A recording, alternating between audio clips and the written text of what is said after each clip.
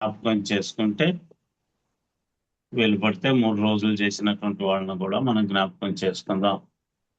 పరిశుద్ధ గ్రంథంలో చెప్పబడినటువంటి కొన్ని మాటలు మనం జ్ఞాపకం చేసుకునే ముందు చిన్న ప్రార్థన చేసుకుందాం. మహోన్నతుల మహాగంధమైన దేవారక్షగా నీకు స్తోత్రాలు నాయన. ఈ ఉదయకాల సమయంలో మా ప్రార్థన ఆలకించండి. ఇప్పటిదాకా నీ బిడ్డల కీర్తనతోను వాక్యపట్నంతోను వాక్య ధ్యానంతోనైనా తండ్రి ప్రభు నేను మహింపరచిన విధానాన్ని బట్టి మీకు స్తోత్రాలు. అయాల్పుణ్ణి అయోగ్యుణ్ణి నీ పాదములు చెంత ఉంటూ ఉండగా నన్ను నీ సిలువ చాట మరుగు చేసుకొని మీరు మాట్లాడండి. మాట్లాడే మాటలు వృధాగా పోకుండా మా హృదయాల్లో పదిలపరుచుకొని ఫలించటానికి సహాయం చేయండి. వాతావరణము నైనా తండ్రి ప్రభు మారుతూ ఉండగా నీ బిడ్డలందరినీ కాచి కాపాడి సంరక్షించండి నాయన. సమస్త వాతావరణం మీ స్వాధీనంలో ఉంచుకొని నడిపిస్తూ ఉన్నారు. మీకే స్తోత్రాలు. అయ్యా నీ మాటలలోకి మేము వెళ్తున్నాం. నీ నోటి బోరగా నన్ను వాడుకొని ముందుగా నడిపించమని నజరేయుడైన యేసుక్రీస్తు ప్రభునామమున ప్రార్థిస్తున్నాను తండ్రి. ఆమేన్. పరిశుద్ధ గ్రంథంలో ఒక రోజు ఉపవాసం ఉన్నటువంటి వాళ్ళని మనం జ్ఞాపకం చేసుకున్నాం. ఈ రోజు 2 రోజులు ఉపవాసం చేసినటువంటి వాళ్ళని, చేసేటువంటి వాళ్ళు ఎలాంటి వాళ్ళు, వాళ్ళ ప్రవర్తన కొత్త నిబంధనలో ఎలా ఉంది, పాత నిబంధనలో ఎలాంటి పరిస్థితుల్లో ఈ విధంగా చెప్పబడ్డది, ఇవన్నీ కూడా మనం జ్ఞాపకం చేసుకోవటం ఎంతో ముఖ్యమైనటువంటిది. ఎందుకంటే ఉపవాసం ఉండటము అనేది ఎంతో ప్రాముఖ్యమైనటువంటి మాట. ఉపవాసం అనే పేరు వింటే చాలు మనం కూడా ఉపవాసం ఉంటే బాగుండు అనేటువంటి పరిస్థితి కనిపిస్తా ఉంది.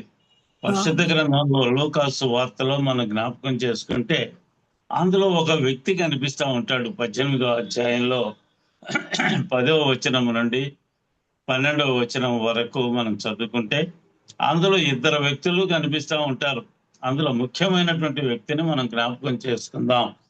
ప్రార్థన చేయుటకే 2 మనుషులు దేవాలయమునకు వెళ్ళిరి. వారిలో ఒకడు పరిసయుడు, ఒకడు సుంకరి. పరిసయుడు నిలవబడి, దేవా, నేను చోరులను, అన్యాయస్తులను, వ్యభిచారులనైన ఇతర మనుషుల వల్లనైనను ఈ సుంకరి వల్లనైనను ఉండనందుకు నీకు కృతజ్ఞతాస్తులు చెల్లించుచున్నాను. వారమునకు 2 మార్లు ఉపవాసము చేయుచు నా సంపాదన అంతట్లో 10వ వంతు చెల్లించుచున్నానని తనలో తాను ప్రార్థించుచుండెను. చాలు. ఈ పరిసయ్యుడు అనబడినటువంటి వ్యక్తి ఏం చెబుతున్నాడు? వారానికి ఎన్నిసార్లు చేస్తున్నాడంట ఉపవాసం? 2 సార్లు చేస్తున్నాడంట. 2 సార్లు ఉపవాసం చేస్తున్నాడంట. ఇంకా ఏం చేస్తున్నాడంట? వచ్చిన ఆదాయంలో 10వ భాగం తీసి పక్కన పెడుతున్నాడంట. ఇంకా ఏం చేస్తున్నాడంట? దొంగతనం చేయట్లేదంట. ఇంకా ఎదురు కనిపిస్తున్నటువంటి వ్యక్తిలాగా ఉండలేదట. ఇలాంటి పరిస్థితిలో ఉన్నటువంటి పరిసయ్యులు మనకు కనిపిస్తూ ఉంటారు. ఆ పరిసయ్యులు అనే పరిస్థితి మనకి పరిశుద్ధ గ్రంథంలో కొన్ని విషయాలు మనకి ఏంటి అంటే అనేక చోట్ల ఈ పరిసయ్యులు కనిపిస్తూ ఉంటారు. కొత్త నిబంధనలో ఈ పరిసయ్యులు ఏమేం చేశారు, వాళ్ళు చేసే పని ఏంటి, చేయాల్సిన పని ఏంటి, చేయాల్సింది కాకుండా వాళ్ళు చేస్తున్నటువంటి పని ఏంటి, వాళ్ళకి ఏ ఏ పనులు అప్పగించబడ్డాయి, వాళ్ళు ఏం చేస్తున్నారు, యేసు ప్రభు వారిని ఏం చేశారు, ఇది మనం తెలుసుకుంటే సరిపోద్ది. పరిసయ్యులు అంటే పరాష అనే శబ్దం నుంచి వచ్చిందట. ఇది ఇందులో యూదుల్లో ఉన్నటువంటి ఒక తెగ. ఇది అంటే వేరు చేయబడినటువంటి వారు అని అర్థం. పరిసయ్యులు అంటే అర్థం ఏంటంటే వేరు చేయబడినటువంటి వాళ్ళు. ఎందుకు వేరు ప్రత్యేకంగా ఉంచబడ్డారు? వాళ్ళు దేవుని యొక్క పరిచర్యలో తోడుగా ఉండటానికి వీళ్ళు ఏర్పాటు చేయబడ్డారు. వీళ్ళు మొదటి నుంచి లేరు. యేసు ప్రభు వారు పుట్టక ముందు 167వ సంవత్సరం నుండి పుట్టిన తరువాత, యేసు ప్రభు వారు పుట్టిన తరువాత 67వ సంవత్సరం వరకు మాత్రమే వీళ్ళ ఉనికి కనిపిస్తూ ఉంటది. ఆ తర్వాత వాళ్ళ పేర్లు, వాళ్ళ పరిస్థితులు తీసివేయబడ్డాయి. ఇందులో మనం చూస్తే యూదుల తెగలో ఒక ముఖ్యమైనటువంటి తెగ ఈ పరిసయ్యులు. అంటే యూదులలో వీళ్ళు ప్రత్యేకించబడినటువంటి వాళ్ళుగా మనకు కనిపిస్తారు. ఏంటయ్యా, వీళ్ళు బబులోను చెర అనబడినటువంటిది, చెరకు కొనిపోబడ్డారు బబులోనికి. ఆ తర్వాత వీళ్ళు ఏర్పాటయ్యారు. అంటే ఏంటి, వీళ్ళు ఏమనుకుంటున్నారు, అన్యులు అయినటువంటి వ్యక్తుల నుండి ప్రత్యేకంగా ఉండి యూదా దేశాన్ని రక్షించుకోవాలి అనే ఆలోచన కలిగి ఒకడు కనుక ప్రత్యేకంగా ఉంటే అతన్ని అనుసరించటానికి అనేకులు బయలుదేరతారు. ఆ రోజుల్లో మత విషయాల్లో అనేకులు చాలా స్థిరంగా ఉండేటువంటి వాళ్ళు. మతం విషయంలో కనుక ఎవరన్నా ముందుకు వస్తే వాళ్ళని అనుసరిస్తూ ఉంటారు. యూదులు మరీ భయంకరంగా వెంబడిస్తారు, యూదా మతస్థులు అనేటువంటి వాళ్ళు. ఇందులో మనం ఆలోచన చేస్తే ప్రత్యేకంగా ఉంచబడినటువంటి వీళ్ళు అనేకులైన యూదుల్ని వాళ్ళ తరపున నియమించుకొని వాళ్ళకి ప్రత్యేకమైనటువంటి ఒక రాజ్యం ఏర్పాటు చేయబడాలి అనే కోరిక కలిగినటువంటి వాళ్ళుగా మనకు కనిపిస్తూ ఉంటారు. ఇందులో మనం చూస్తే క్రీస్తుకు ముందు 2వ శతాబ్దంలో ఏర్పాటు చేయబడ్డది. ఇందులో ఏంటి అంటే అంతియొక రాజులు మరి గ్రీకు వారి ఆచారాలు, అనేకమైనటువంటి ఆచారాలు ఉంటాయి.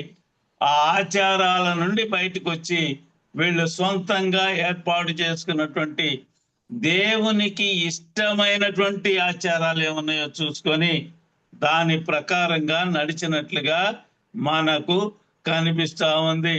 చాలా నిష్ట కలిగినటువంటి మనుష్యులు వీళ్ళు.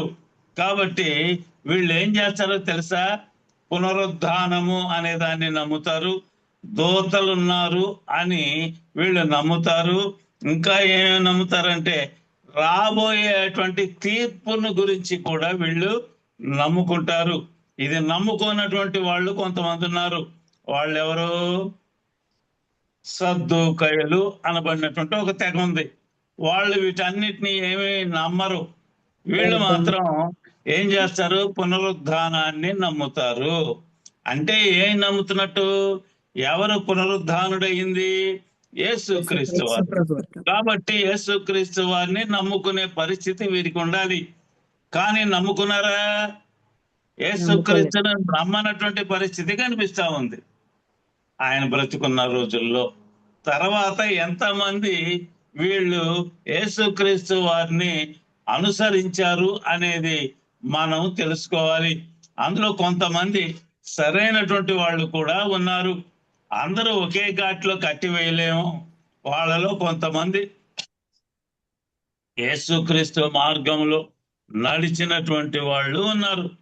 ఇందులో మనం చూస్తే వాళ్ళు నమ్ముకున్నటువంటిది అపోస్తల కార్యముల గ్రంథంలో 23వ అధ్యాయంలో 6, 9 వచనాలు మనం జ్ఞాపకం చేసుకుంటే అందులో రాయబడినటువంటి మాటలు మనకు తెలుసు. చదువుకుందాం. వారిలో ఒక భాగము సద్దుకయులును మరి ఒక భాగము పరిసయ్యులునై ఉన్నట్లు పౌలు గ్రహించి, సహోదరులారా, నేను పరిసయ్యుడును పరిసయ్యుల సంతతి వాడను. మనకున్న నిరీక్షణ గుర్చియు మృతుల పునరుద్ధానమును గుర్చియు నేను విమర్శింపబడుచున్నానని సభలో బిగ్గరగా చెప్పెను. అసలు ఒక సేవకుడు ఏం చెబుతున్నాడో తెలుసా, జనాన్ని చూశాడు. ఇందులో నాకు సపోర్ట్ చేసే వాళ్ళు ఎవరున్నారా అని చూసుకున్నాడట. చూసుకుంటే అందులో పరిచయలు ఎక్కువ కనపడుతున్నారట. పరిచయలు ఒక డ్రెస్ కోడ్ కూడా ఉంటుంది వాళ్ళకి. ఆ డ్రెస్ కోడ్ ను బట్టి ఇతను వాళ్ళందరినీ చూసి వీళ్ళందరూ నాకు సపోర్ట్ చేయాలి అంటే నేను ఎవరినో వీళ్ళకి తెలియజేస్తే మన కులం వాడు, మన మతం వాడు అని వెంటొస్తారు అనే భావన ఈ పౌలు గారి సేవలో కనిపిస్తా ఉంటుంది. పౌలు గారి సేవ 3 దండయాత్రలు చేసేట ఆయన. దండయాత్ర అంటే అన్యులు అనుసరించేటువంటి ఆ యొక్క పనుల మీద ఈయన దండయాత్ర చేశాడు. ఇది కాదు, ఇది మంచిది కాదు, సరైనటువంటి పద్ధతి కాదు అని చెప్పటమే దండయాత్ర, అంతేగాని యుద్ధాలు చేయటం కాదు. ఇందులో ఈ పౌలు గారే అంటున్నటువంటి మాట ఇదిగో నేను ఎవరిని? పరిసయుడు సంతతి పరిసయ్యుల వాడిని. తెగకు సంబంధించిన వాడిని అనగానే పరిసయ్యులందరూ కూడా అలర్ట్ అయ్యారు. ఇదిగో వీడు మనోడు, వీడిని సపోర్ట్ చేయాలి అనే ఆలోచన. 9వ వచనం చదవమ్మా.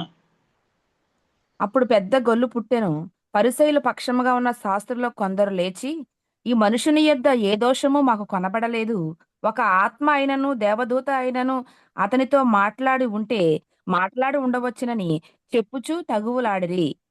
ఇందులో ఆ, పరిసయ్యులే కాదట, అందులో ఉన్నటువంటి శాస్త్రులలో ఉన్న ఒక తెగ కూడా కొంతమంది లేచి, ఇతను చెప్పే దాంట్లో నిజం ఉంది, ఆ నిజం ఏందయ్యా అంటే ఇదిగో దేవదూతలు ఉండొచ్చు, ఇవన్నిటినీ మనం నమ్ముకుంటే పునరుద్ధానం కూడా ఉంటది అని అందులో నుండి లేచి చెప్పినట్లుగా మనకు కనిపిస్తా ఉంది.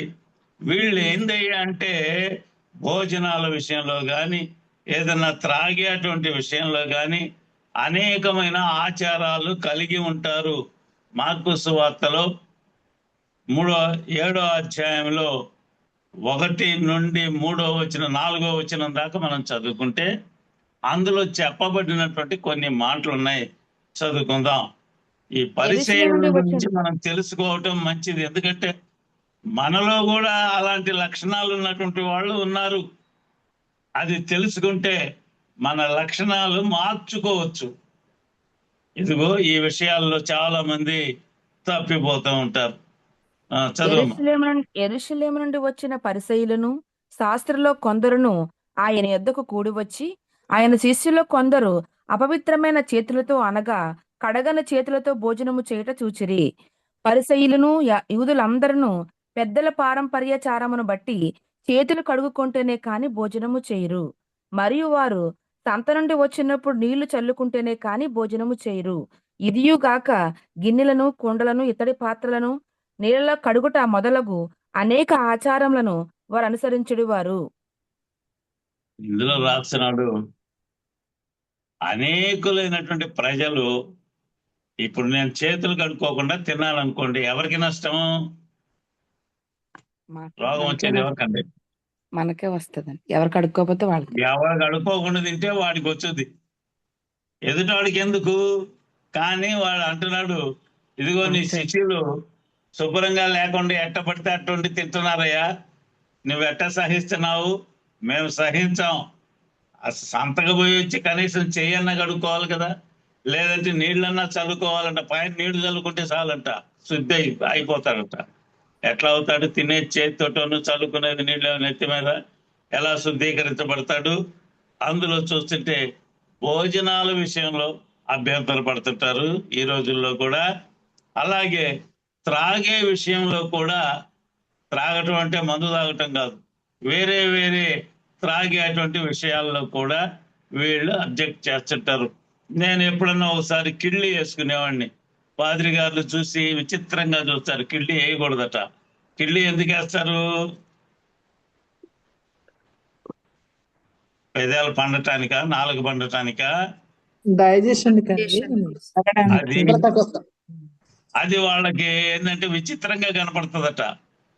పాస్టర్ గారు కిళ్ళి వేసుకున్నారు చూసావా అని ఒకరినొకరు చెప్పుకొని దురద చెవులు కలిగినటువంటి వాళ్ళు కూడా ఉంటారు.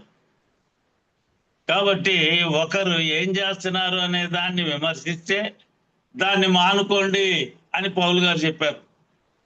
అది మానుకోవాల్సిన అవసరం లేదు, వాళ్ళకి సర్ది చెబితే సరిపోద్ది అనుకోండి.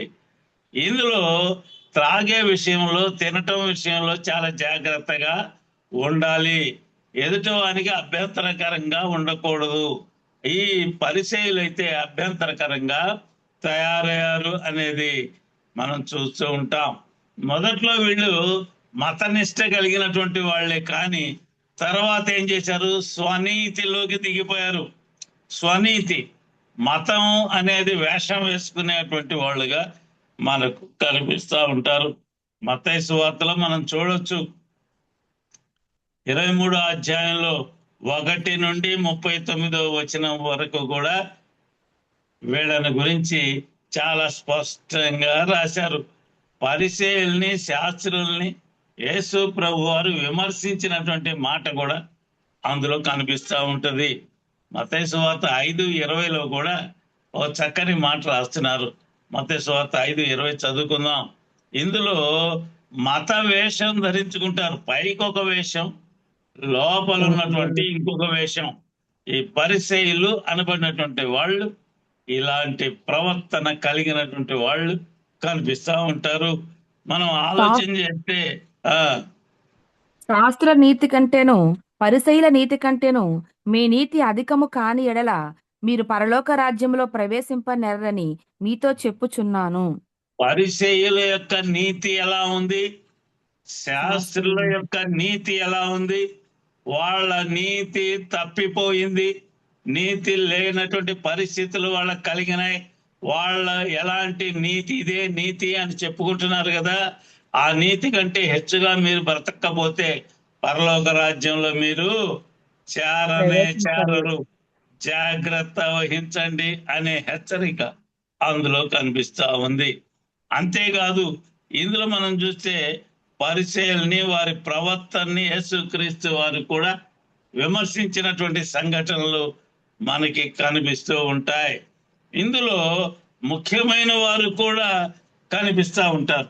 ముఖ్యమైనటువంటి వాళ్ళు కూడా యేసుక్రీస్తు వారి దగ్గరకు వచ్చి కొన్ని విశేషాలు తెలుసుకున్నట్లుగా కనిపిస్తా ఉంది.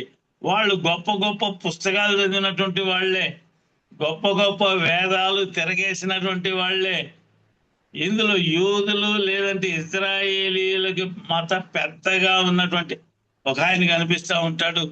అపోస్తుల కార్యముల గ్రంథంలో 5వ అధ్యాయంలో 34వ వచనంలో ఒక వ్యక్తి కనిపిస్తా ఉంటాడు. గమలీయేలు అనబడినటువంటి ఒక వ్యక్తి కనిపిస్తాడు.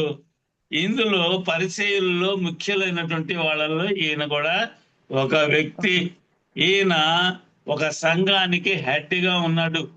ఈ సంఘంలో అందరూ కూడా కలసి మెలసి జీవించేటువంటి వాళ్ళు, ప్రార్థనా పరులు, శాస్త్రము తెలిసినటువంటి వాళ్ళు, పండితులైనటువంటి వ్యక్తులు అందులో ఉంటారు. అందరూ వివాహం చేసుకున్నటువంటి వాళ్ళకే అందులో ఆ సంఘంలో వాళ్ళకి మెంబర్షిప్ ఉంటది.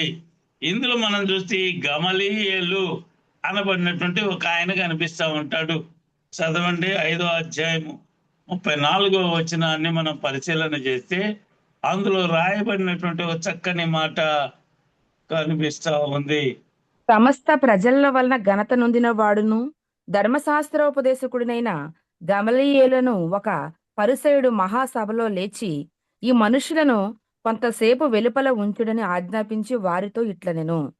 ఇజ్రాయేలీయులారా, ఈ మనుషుల విషయమై మీరేమి చేయబోచున్నారో జాగ్రత్త సుమండి.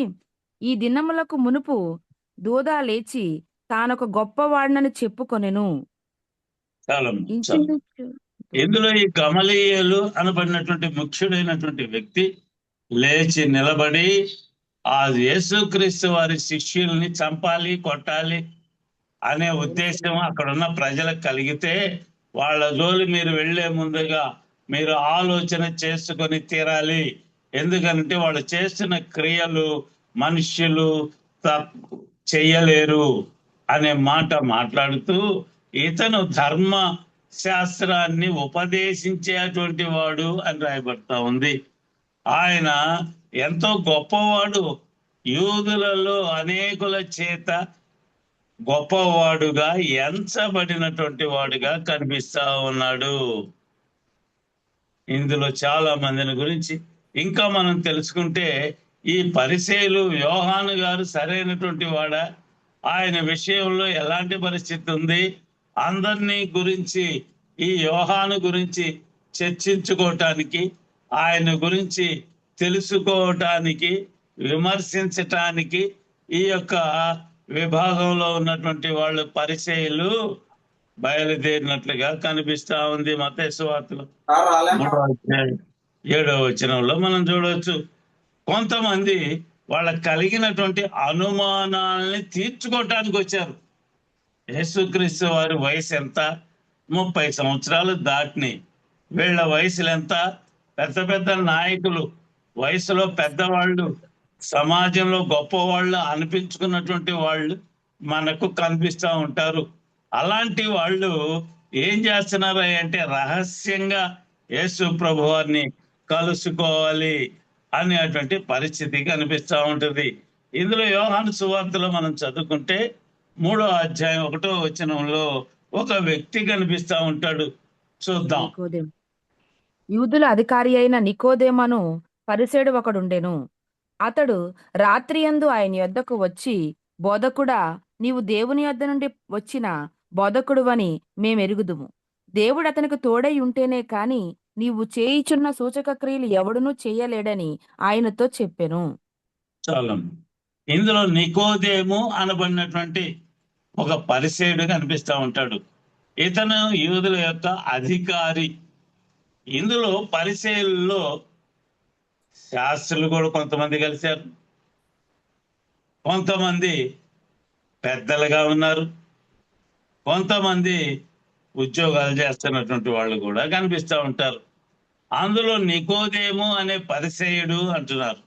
ఈయన యేసు ప్రభు వారి దగ్గరకు వచ్చి, నువ్వు చేసే క్రియలు మేము చూస్తున్నాం, మీరు మాట్లాడే మాటలు కూడా మేము వింటున్నాం, ఇవన్నీ మానవుల వలన జరిగేవి కావు, మానవుల యొక్క ఆలోచనలు ఇలా ఉండవు, నీవు దేవుని దగ్గర నుండి పంపబడినటువంటి వ్యక్తివి. కాబట్టి ఇదిగోనైనా నేను నీ దగ్గరకు వచ్చి కొన్ని సమస్యలు ఉన్నాయి నా హృదయంలో, ఆ సమస్యల్ని తీర్చుకుంటాను అని వచ్చి కూర్చొని ఆయనతో రాత్రి పూట వచ్చినట్లుగా కనిపిస్తా ఉంది. యేసు ప్రభు వారిని నమ్ముకుంటే ఆ రోజుల్లో ఏం జరిగేది? ఇబ్బంది పడేవాళ్ళు మనుష్యులు. అందువలన వీళ్ళు ఏం చేశారయ్యా అంటే రాత్రిపూట రహస్యంగాను ఆయన్ని కలిసేవాళ్ళు అనేది మనకి తెలుస్తూ ఉంది. ఇందులో వీరు ప్రభువు మీద అసూయ పడ్డట్లుగా కూడా కనిపిస్తా ఉంది. అందులో అసూయ పడటం వలన యోదయ దేశము నుండి వెళ్ళిపో అన్నట్లుగా కనిపిస్తా ఉంది. కాబట్టి యోదయ దేశం నుండి యేసు ప్రభు వారు వేరే దేశానికి వెళ్ళిపోయారు. అక్కడ అన్ని చిన్న చిన్న దేశాలు దగ్గరగా ఉంటా ఉంటాయి. 1 కిలోమీటర్ నుండి 10 కిలోమీటర్ల లోపుగా ఉంటా ఉంటాయి. ఎందుకంటే ఇసుక ప్రదేశాలు అవన్నీ కూడా ఒకసారి ఇసుక ఎడారిగా కనిపిస్తా ఉంటే గాలి లేచినప్పుడు, సుడిగాలి లేచినప్పుడు ఆ ఇసుకంతా పైకి లేచి ఒక్కసారిగా ఒక ఊరి మీద పడిపోతే ఆ ఊర్లో ఉన్న జనం అందరూ చనిపోయేవాళ్ళు. కొండల్లాగా పడిపోద్ది ఆ ప్రాంతం అలాంటిది. ఇప్పుడు ఏంటి, రోడ్లు వేశారు, రకరకాలైనటువంటి వాహనాలు తిరుగుతూ ఉన్నాయి, సముద్రపు నీరు, నదుల నీరు వచ్చేటట్లుగా ఏర్పాట్లు చేసుకున్నారు వాళ్ళు. అలాంటి పరిస్థితులు ఉంటే ఆ రోజుల్లో ఏం చేశారయ్య అంటే యేసు ప్రభు మీద ఆయన చేస్తున్నటువంటి పనులు వీళ్ళు చేయలేకపోవటం వలన అసూయ పడ్డట్లుగా కనిపిస్తా ఉంది. అంతేకాదు అసూయతో వాళ్ళు ఏం చేస్తున్నారయ్యా అంటే యేసు ప్రభు వారి మీద నిందలు వేయటం బిగించేశారు. యోహాను సువార్తలో 9వ అధ్యాయంలో 34వ వచనాన్ని మనం పరిశీలన చేస్తే అందులో రాయబడినటువంటి ఒక మాట ఉంది, చదువుకుందాం. అందుకు వారు, నీవు కేవలము పాపివై పుట్టినవాడవు, నీవు మాకు బోధింపవచ్చితివా అని వానితో చెప్పి వాణ్ణి వెలివేసిరి. ఆమేన్. ఉమ్, అవును సార్. పరిసయ్యులు వాణ్ణి వెలివేసిరని యేసు విని వాణ్ణి కనుగొని, నువ్వు దేవుని కుమారుని యందు విశ్వాసం ఉంచుచున్నావా అని అడిగెను. అందుకు వాడు, ప్రభువా, నేను ఆయన యందు విశ్వాసం ఉంచుటకు ఆయన ఎవడని అడగగా, యేసు, ఇందులో నీవు ఆయన ఒక వ్యక్తికి దెయ్యం పట్టింది. దెయ్యం వదిలిచ్చాడు యేసు ప్రభు వారు. అంటే అందులో ఈయన చూసి ఏం చేస్తున్నారు తెలుసా? క్రీస్తు దయ్యముల యొక్క అధికారి, బయల్జెబూలు అధికారి. దెయ్యముల యొక్క అధికారి. కాబట్టి ఒక అధికారికి సేవకులు ఏ విధంగా లొంగుతారో ఆ విధంగా దెయ్యాలు ఈయనకి లొంగి వెళ్ళిపో అనగానే వెళ్ళిపోతా ఉన్నాయి అనే ముద్ర ఆయన మీద వేశారు. దెయ్యముల అధికారి అని దానికి ఏందట, బయల్జెబూలు అనేటువంటి పేరు కూడా కలిగి ఈయనకి ఆ పేరు కలిగి తగిలించినట్లుగా కనిపిస్తా ఉంది. 9వ అధ్యాయం 13వ వచనంలో కూడా మనం చదువుకుంటే అందులో యూదుల యొక్క ఆచారాలు పాటించటం లేదు అనే ఆరోపణ ఈయన మీద చేశారు. ఈయన యూదుడు కాబట్టి అనేక ఆచారాలు కలిగినటువంటి వాళ్ళు మన దేశంలో కూడా అనేక ఆచారాలు కలిగినటువంటి ప్రజలు ఉన్నారు. ఆ ఆచారాలు పాటించకపోతే వాళ్ళని దూరంగా ఉంచుతారు అనేది మనకు తెలుసు. అక్కడ కూడా ఏంటి అంటే యూదులకు ఉన్న సాంప్రదాయాలు అలాగే ఆచారాలు పాటించటం లేదు అని ఆయన మీద ఒక ఆరోపణ కూడా చేసినట్లుగా కనిపిస్తా ఉంది. ఆ ఆరోపణలో ముఖ్యమైనది ఏంటో తెలుసా? మార్కు సువార్త 2వ అధ్యాయం 24వ వచనంలోను 3వ అధ్యాయం 6వ వచనంలోను రాయబడతా ఉంది, విశ్రాంతి దినాన్ని పాటించటం లేదు. విశ్రాంతి దినం విశ్రాంతి దినం ఏంటి? విశ్రాంతి దినాన్ని పరిశుద్ధంగా ఆచరించమని ఆజ్ఞల్లో ఉంది కదా. ఈయన ఎందుకు పాటించడు? ఈయన దేవుని దగ్గర నుంచి వచ్చాను అంటున్నాడు. దేవుడు చెప్పిన మాటనే ఆచరించటం లేదు కాబట్టి ఎలా నమ్మటము? ఈయన నమ్మాలి అంటే దేవుడు చెప్పినటువంటి ఈ ఆజ్ఞలు మానవులకి ఇచ్చాడు కదా, వాటిని ఈయన పాటించి తీరాలి కదా. ఈయన పాటించటం లేదు అనే మాట ఇందులో కనిపిస్తా ఉంది. కాబట్టి ఈయన మీద ఒక నింద, విశ్రాంతి దినాన్ని ఈయన పాటించటం లేదు.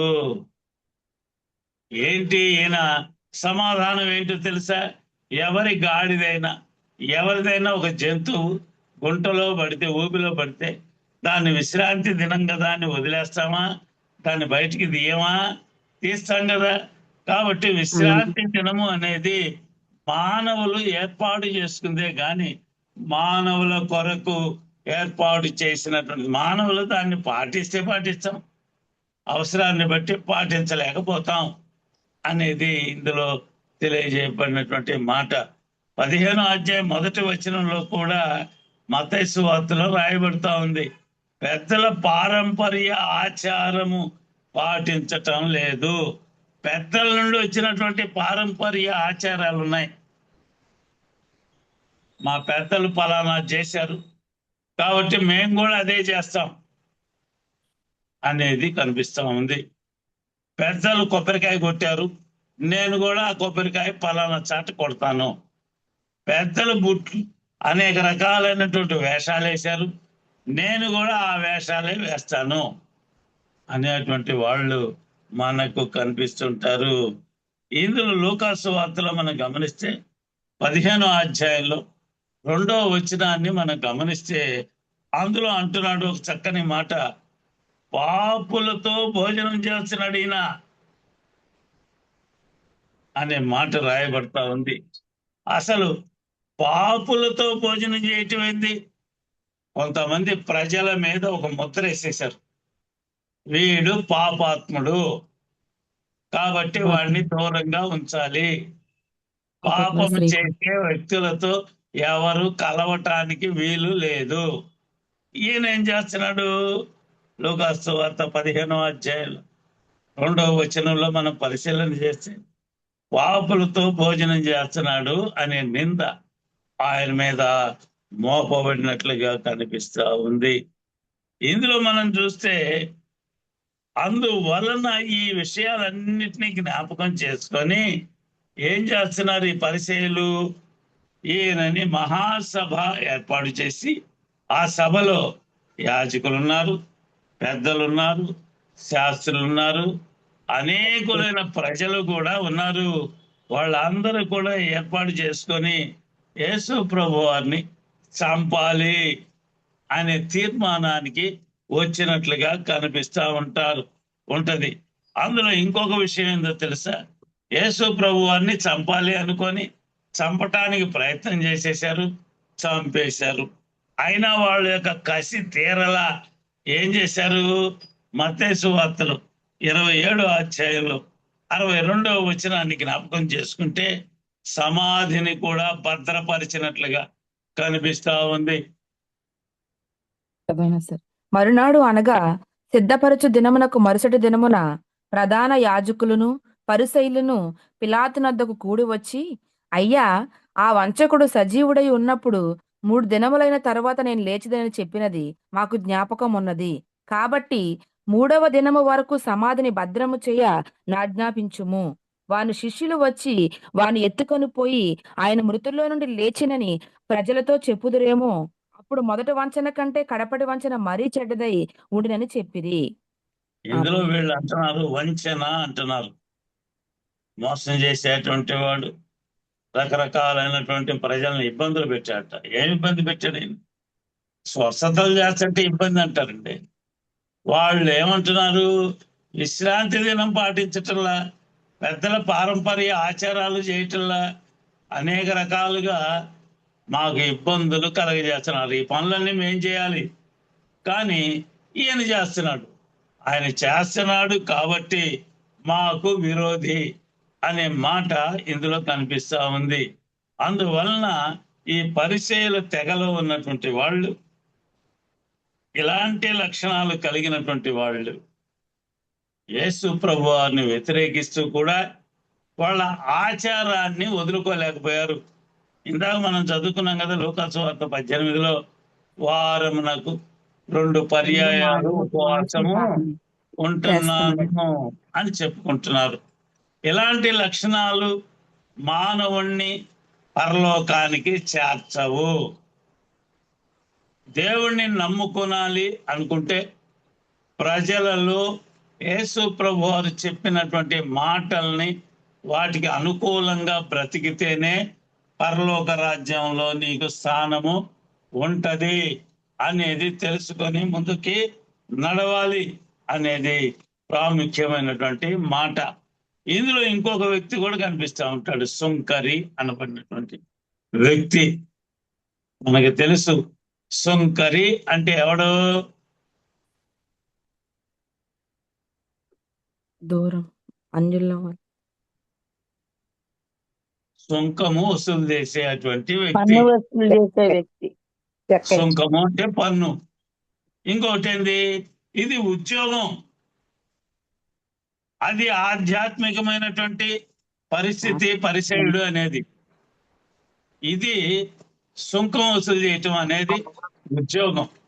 ఈ ఉద్యోగంలో యోధులు ఉంటారు, రకరకాలైనటువంటి కులాల వాళ్ళు ఉంటారు. బతుకు తెరువు కోసం చేసినటువంటి పరిస్థితులు కనిపిస్తూ ఉంటాయి. ఈ సుంకరి అనేవాడు బలవంతంగా వసూలు చేస్తుంటాడు సుంకాన్ని. ఇందులో పేదవాళ్ళు అతి తక్కువగా ఉంటారు, ధనవంతులే ఎక్కువగా ఉంటారు. సుంకం వసూలు చేసేటువంటి వాళ్ళు ధనవంతులు ఉంటారు. సుంకపు గుత్తాదారుడు అంటే ఒక ఊరిని పాట పాడుకుంటాడు. ఇప్పుడు కూడా పంచాయతీ వాళ్ళు టామ్ టామ్ వేస్తుంటారు. ఇదిగో కూరగాయలు ఎవరైనా బజార్లో అమ్ముకున్నా, షాపులు పెట్టుకున్నా, ఆ పన్నులు వసూలు చేసేటువంటి క్రమంలో ఎవరైనా పాట పాడుకుంటే పంచాయతీ వాళ్ళకి ఇంత అమౌంట్ పే చేసి వాళ్ళ దగ్గర డబ్బులు వసూలు చేసుకోండి అని టామ్ టామ్ వేస్తుంటారు. అంటే మైక్ పెట్టి టామ్ టామ్ అంటే డోలు వాయిస్తూ వస్తుంటారు అన్నమాట. అలాంటి పరిస్థితి అంటే వాళ్ళు పాడుకున్న పాట కంటే ఎక్కువ రావాలి కదా. అందువలన ప్రజల్ని పీడిస్తూ ఉంటారు, శ్రమ పెడతా ఉంటారు. అందువలన యూతులు ఏం చేశారయ్యా అంటే వాళ్ళని కూడా పీడిస్తున్నారు కాబట్టి వీళ్ళు సుంకరులు, పాపులు.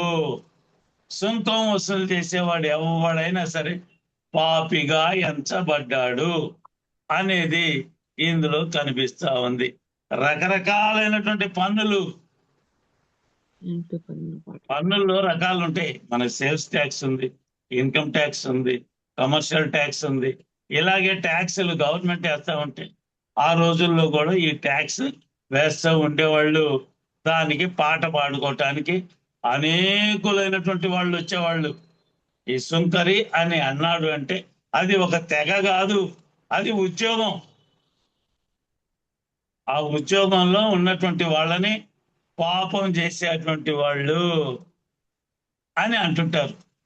వాళ్ళతో పాటుగా ఉన్నటువంటి వాళ్ళు కూడా పాపాత్ముడే అంటారు. తాగుబోతాడు దగ్గర వాడు చుట్టూ తిరుగుతూ ఉంటే వాడిని కూడా వీడు కూడా ఎప్పుడో ఒకప్పుడు తాగుతాడు, తాగుబోతూ అయిపోతాడు అంటారు. గాంజాయి తాగేవాడు, సిగరెట్లు తాగేవాళ్ళు, శరీరానికి హింస చేసుకునేవాడు ఈ విధంగా ఉంటే వాడి పక్కన ఎవడైనా నడిస్తే వాడిని కూడా ఆ కోటాలో వేసేస్తారు వీడిని. చూసారా? మనం పరిశీలన చేస్తే మత్తయి సువార్తలో 11వ అధ్యాయంలో 19వ వచనాన్ని పరిశీలన చేస్తే ఆయన్ని కూడా పాపుల్లో ఒకనిగా ఎంచినట్లుగా కనిపిస్తా ఉంటది. మనుష్య కుమారుడు తినుచును త్రాగుచును వచ్చెను గనుక ఇదిగో వీడు తిండిబోతును మద్యపానియు సుంకర్లకును పాపులకును స్నేహితుడని వారనుచున్నారు. అయినను జ్ఞానము జ్ఞానమని దాని క్రియలను బట్టి తీర్పు పొందుననెను. చాలమ్మా. ఇందులో ఈ మనుష్య కుమారుడు ఏం చేస్తున్నాడు? తింటూ తినుచుచు తాగుతూ వస్తా త్రాగుచు. ఉన్నాడు. అందులో ఒక ఆయన యోహాను గారిని ఏమన్నారు? ఆయన తినలేదు తాగలేదు కాబట్టి ఆయన దయ్యం ఏమన్నారు? పట్టినవాడు దెయ్యం పట్టినవాడు పట్టినవాడు అన్నారు. సరే, ఆయన అట్టన్నారు కదా అని ఈయనేమో తింటా తాగుతా వస్తే ఈయనేమో ఏమన్నారు? తిండిబోతును మద్యపానీయు తాగుబోతు, అన్నారు. ఈయన పాపుల్లో చేరినటువంటి వాడు సుంకర్లకును అన్నట్లుగా పాపులకు కనిపిస్తుంది. స్నేహితుడు అంటున్నారు. ఈ సుంకరి అనబడినటువంటి వాళ్ళల్లో ఒక వ్యక్తిని మనం జ్ఞాపకం చేసుకోవచ్చు. ఎప్పుడు చెప్పుకుంటాం? జక్కయ్య అనబడినటువంటి వ్యక్తి. ఆ పాపము చేశాము అని వాళ్ళ హృదయంలో అనుకున్నటువంటి వ్యక్తులు సుంకరులు, అంటే సుంకం వసూలు చేసేవాళ్ళు. మారకూడదా? యాజిటీజ్ గా తీసుకుంటే వాడికి లాభం ఉంటే బతుకుతాడా కుటుంబం? ఎక్కువ వసూలు చేసేటువంటి వాళ్ళలో మార్పు కనిపిస్తా ఉంది. ఎక్కువ వసూలు చేసినటువంటి వ్యక్తులలో ఈ యొక్క జక్కయ్య కనిపిస్తా ఉంటాడు. అతనిలో మార్పు వచ్చింది. ఏం మార్పు వచ్చింది? యేసు ఎవరో చూడాలి అనేటువంటి ఆలోచన కలగగానే అతని హృదయంలో మార్పు వచ్చేసింది, అతనిలో తెగింపు వచ్చేసింది. ఇక నాకు ఈ లోకంతో పని లేదు, ఇప్పటిదాకా పాపాత్ముణ్ణి అని జనులందరూ అన్నారు, ఇక మీదట నేను అలా అనిపించుకోవటానికి నేను ఇష్టపడటం లేదు. కాబట్టి యేసు అని ఆయన రక్షిస్తానికి వచ్చాను అని చెప్పుకుంటున్నారు కదా. ప్రజల్ని రక్షించాలి, ఆయన ప్రజలను రుగ్మతల నుండి కాపాడాలి. ఇలాంటి పరిస్థితులు ఆయన దగ్గర ఉన్నాయి కాబట్టి ఆయన్ని అనుసరిస్తున్నారు ప్రజలు. నేను కూడా అనుసరించాలి అనే ఆలోచన కలిగి ఆయన ఎవరు అని చూడటానికి వస్తే హృదయం మార్పు చెందింది. ఇప్పుడైనా సరే ఆయన ఎవరు అని ఎవరైనా అనుకుంటే యేసుక్రీస్తు రక్షకుడు అని నీ హృదయంలోనికి వచ్చేస్తుంది. అప్పుడు నీవు రక్షించబడతావు. నీవు రక్షించబడటమే కాదు, నీ కుటుంబంలో వాళ్ళు కూడా రక్షించబడతారు. అప్పుడు నిన్ను చూసి చుట్టుపక్కల వాళ్ళు కూడా రక్షణ పొందుతారు అనేది ఇందులో కనిపిస్తా ఉంది. అనేకులైనటువంటి కులాల వాళ్ళు అక్కడ కనిపిస్తారు. ఎందుకనంటే అక్కడ బాగా రొట్టెలు దొరికే ప్రదేశాలు అవన్నీ కూడా, అంటే ఆహారం సమృద్ధిగా దొరికేటువంటి ప్రదేశం అది. పాలు తేనెలు ప్రవహించే దేశాలు అవి. అంటే సమృద్ధిగా బ్రతికేటువంటి పరిస్థితి. అక్కడికి ఎక్కడైతే సమృద్ధిగా ఉంటుందో అక్కడికి చుట్టుపక్కల జనం అందరూ వస్తారు. అంతేగాని కరువు ప్రాంతంలోకి ఎవరైనా పోయి బతకాలనుకుంటాడా? ఎవడు అనుకోడు.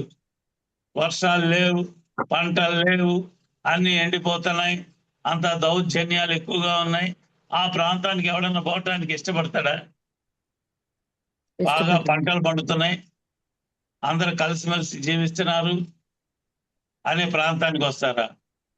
యేసు ప్రభు వారు ముందుగా పాత నిబంధనలో చెప్పినటువంటి మాట, ఇజ్రాయెల్ జనాంగానికి నేను పాలు తేనెలు ప్రవహించే దేశాన్ని ఇస్తాను అని వాగ్దానం చేసినటువంటి దేశము వీళ్ళుండేటువంటి దేశాలు. కాబట్టి ప్రజలు అందరూ అక్కడికి చేరుతా ఉండేవాళ్ళు, బ్రతకటానికి వచ్చినటువంటి వాళ్ళు. మైగ్రేట్ అయి వచ్చినటువంటి వాళ్ళు అందరిలో కూడా ప్రచారం చేస్తే ఈ యొక్క సుంకం వసూలు చేయటానికి ఎవరైనా ముందుకు వస్తారా అని అంటే ఆ కులాల్లో వాళ్ళు కూడా వచ్చినటువంటి వాళ్ళల్లో కూడా ఈ సుంకం వసూలు చేయటానికి బయలుదేరినటువంటి వాళ్ళు కూడా ఉన్నారు.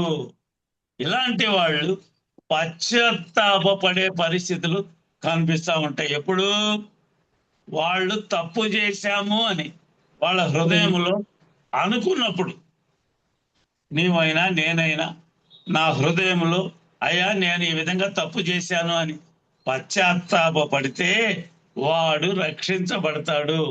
ఇందాక చదువుకున్నాం కదా, లూకాసు వార్తలో 18వ అధ్యాయంలో 9 నుండి 14వ వచనం వరకు మనం చదువుకుంటే అందులో రాస్తున్నటువంటి మాటలు కనిపిస్తా ఉంటాయి. ఇలాంటి వాళ్ళు పశ్చాత్తాపడినటువంటి వాళ్ళు, ఎలాంటి పశ్చాత్తాపమో తెలుసా, అందులో రాస్తున్నాడు. అయితే సుంకరి దూరముగా నిలుచుండి ఆకాశము వైపు కనులెత్తుటకైనను ధైర్యము చాలక రొమ్ము కొట్టుకొనుచు, దేవా, పాపినైన నన్ను కరుణించమని పలికెను.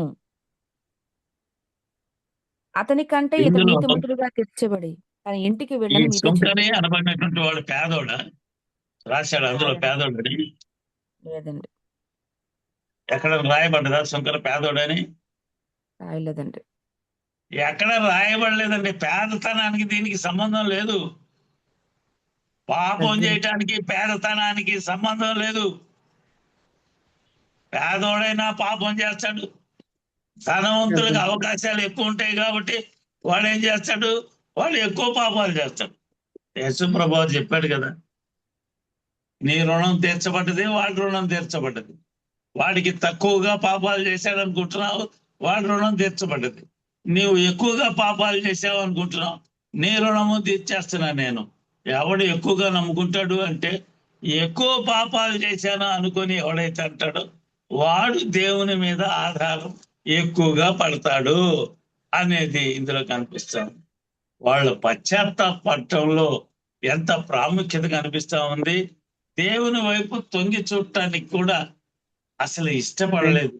నా హృదయం పాపంతో నిండిపోయిందయ్యా, నన్ను జ్ఞాపకం చేసుకో అని ఒక్క మాట అంటున్నాడు. ఇందులో ఎంత గొప్పదైనటువంటి మాట. దేవుని ఇష్టానికి అప్పగించుకున్నాడు. ఇక నేను ఈ యొక్క పని చేయను, సుంకం వసూలు చేయను.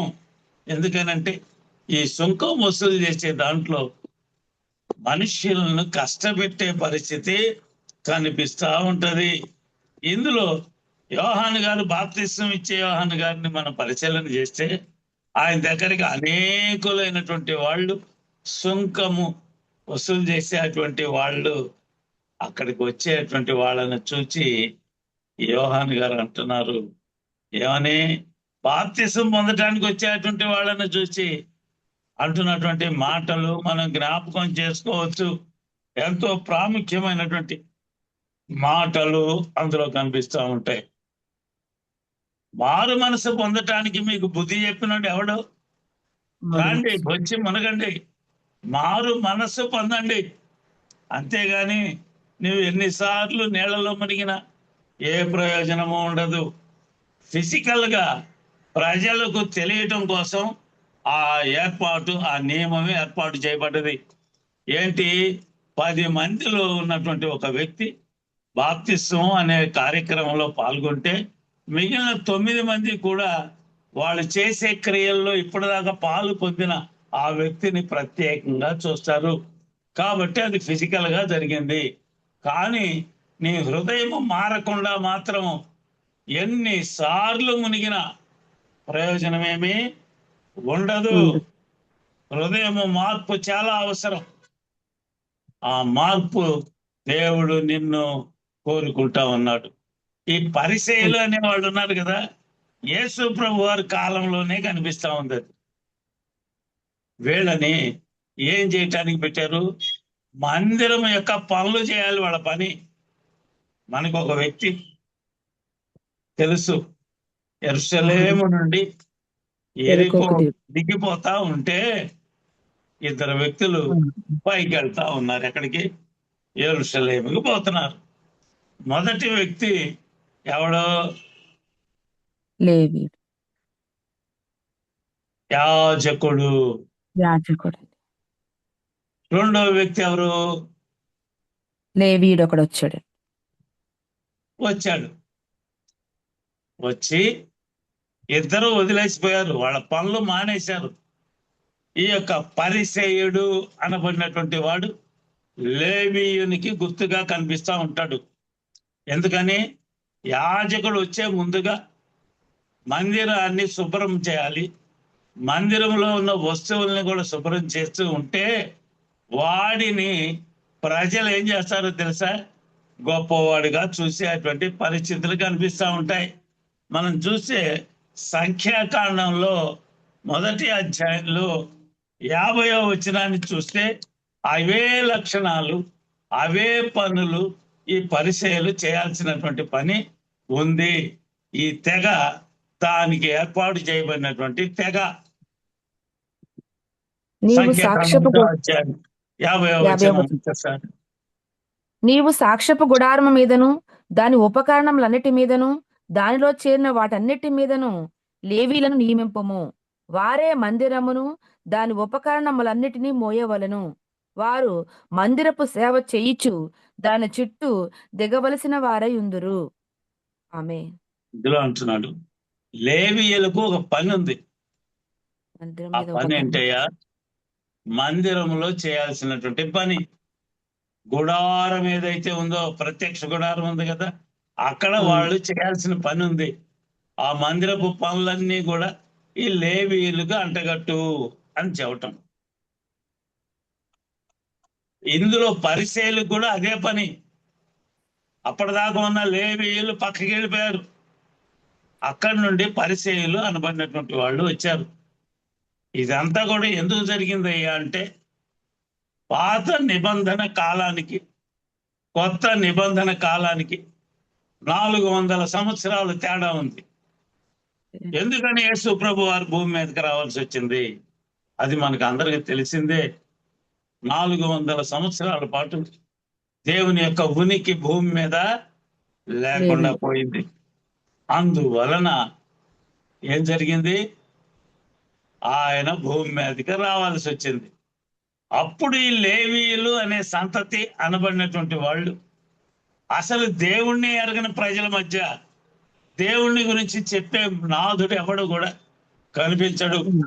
ఈ లేవీయులు కనిపించకుండా పోయారు. ఆ పరిస్థితుల్లో ఇక్కడ మనం చూస్తే ఈ పరిసయ్యులు కనిపించారు. ఈ పరిసయ్యుడు చేయాల్సిన పని మందిరం యొక్క పనులు చేస్తూ ప్రజల మీద అధికారం చెలాయిస్తా ఉన్నారు. ఈ తెగలో ఉన్నటువంటి వాళ్ళకి ఏంటి అంటే శాస్త్రము తెలిసి ఉండాలి. ప్రజలు ఏం చేయాలో కూడా వీళ్ళే చెబుతా ఉంటారు. పరిసయ్యుల్లో ఉన్నటువంటి శాస్త్రులు అంటే అది ఒక తెగే, కానీ ఏంటయ్యా అంటే వాళ్ళు చేసేది ఆ గ్రంథాలు చదివి ప్రజలకు తెలియజేయాలి. ఈ పరిసయ్యుల్లో కూడా శాస్త్రం తెలిసినటువంటి వాళ్ళు ప్రజలకు తెలియజేసేటువంటి భారము వీళ్ళ మీద ఉంది అనేది తెలుసుకోవాలి. ఇందులో పాత నిబంధనలో ఉన్న లేవీయులు ఇప్పుడున్న పరిసయ్యులకి దగ్గర లక్షణాలు కనిపిస్తూ ఉంటాయి.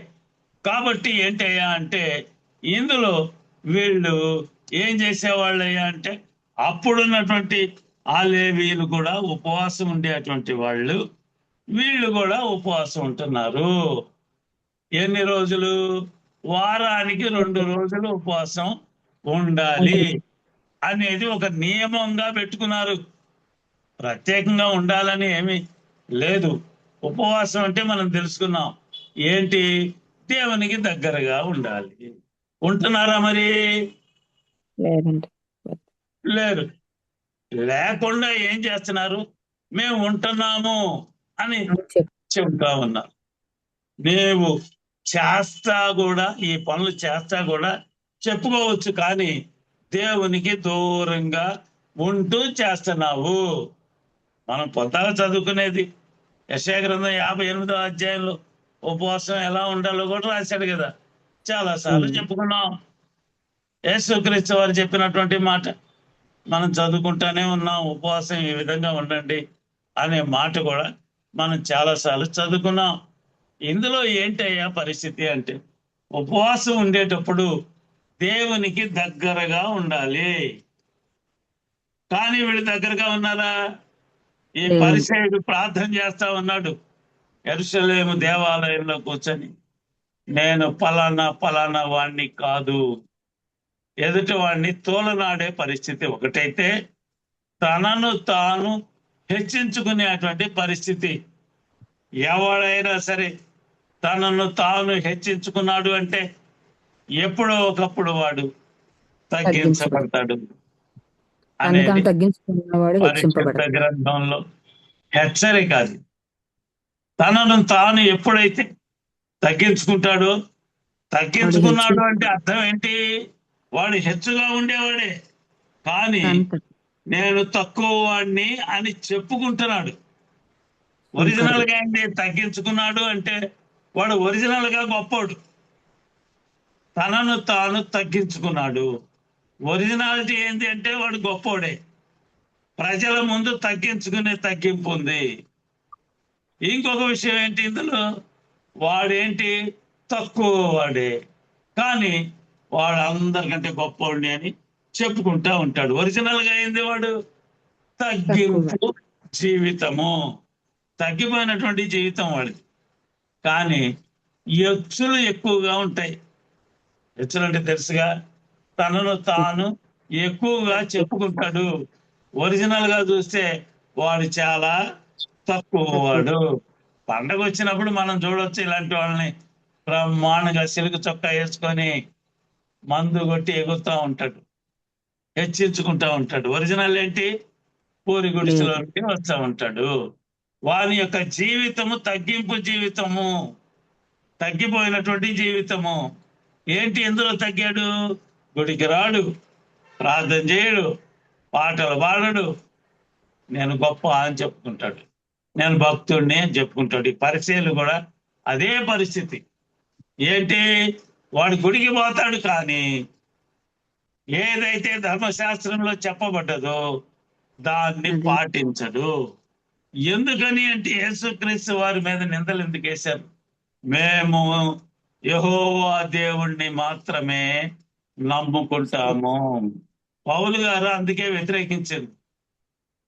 పౌలు గారు ఇందాక చెప్పుకున్నాం కదా, ఎలాంటి వాడు? పరిసయ్యులలో ముఖ్యుడు.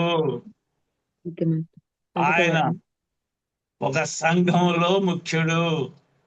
గమలీయేలు పాదముల దగ్గర విద్య నేర్చుకున్నాడు. అంత గొప్పవాడు కూడా నేను అందరికంటే తక్కువ వాడను అని చెప్పుకున్నాడు. అందులో ఈ పౌలు గారు కూడా పరిసయ్యుడే. దేవుడు అంటే యెహోవాయే దేవుడు, కానీ యేసుక్రీస్తు దేవుడు కాదు. మధ్యలో వచ్చినటువంటి వ్యక్తి ఒక మానవుడు దేవుడు ఎలా అవుతాడు? ఇది ప్రశ్న వాళ్ళది. ఎవరు మాట్లాడారు ఆయనతో? దేవుడే మాట్లాడాడు. ఎందుకని?